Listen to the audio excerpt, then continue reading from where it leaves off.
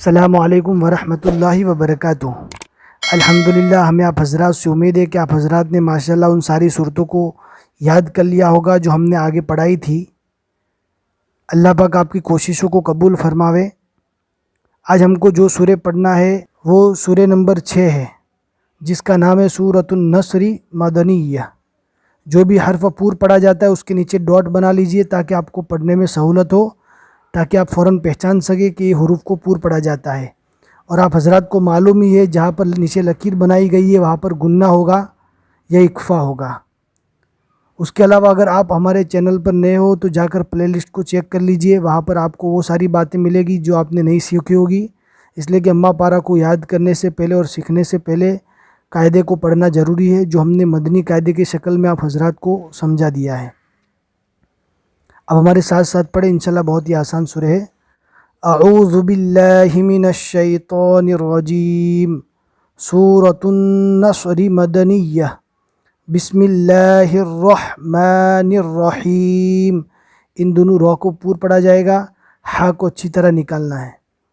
اس سورہ کے اندر 3 آیتیں اور ایک رکوع ہے۔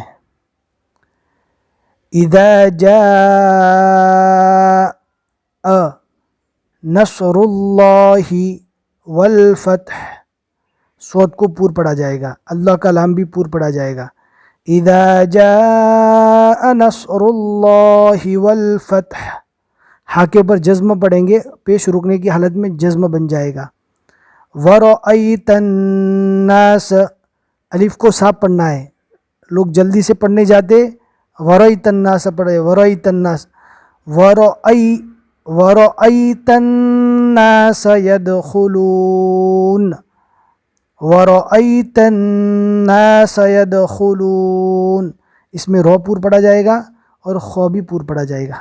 میں نے اس سے پہلے بھی بتا دیا تھا کہ جب پڑھتے پڑھتے آیت کے بیچ میں اگر ہمیں رکنا ہے تو رکنے کے بعد جب ہم پڑھیں گے تو ایک لفظ کو پورا ساتھ میں لے کر پڑھیں گے، آگے سے نہیں پڑھنا ہے۔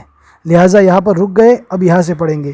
يدخلون في دین اللہ، يدخلون في دین اللہ افواجا، دو زبر رکنے کی حالت میں الف مدہ بن جائے گا۔ يدخلون في دین اللہ افواجا۔ آپ حضرات کو رکنے والے قاعدے یعنی وقفہ کیسے کرنا ہے اس کو سیکھنا بہت ہی ضروری ہے۔ اگر آپ کو وہ چیز سمجھ میں نہیں آئے گی تو آپ کو قرآن پاک پڑھنے کی ہر آیت میں مسٹیک پیدا ہوگی۔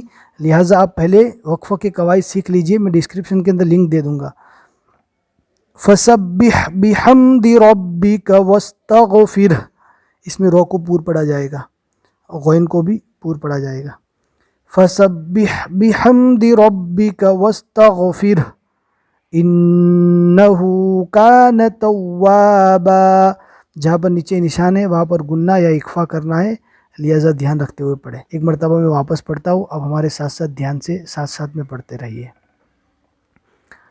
اعوذ باللہ من الشیطان الرجیم، سورۃ النصر مدنیہ، بسم اللہ الرحمن الرحیم۔ اذا جاء نصر اللہ والفتح ورأیت الناس يدخلون في دین اللہ افواجا، یہاں پر اگر رکنا ہے تو رکنے کے بعد یدخلون سے ہمیں پڑھنا ہے۔ فسبح بحمد ربک واستغفر انہ کان توابا۔ بہت ہی آسان سبق ہے، اگر آپ کو یہ سبق سمجھ میں آ گیا ہے تو پیج کو لائک کر دیجئے تاکہ ہمیں سمجھ میں آ جاوے کہ آپ حضرات سمجھ رہے۔ السلام علیکم ورحمۃ اللہ وبرکاتہ۔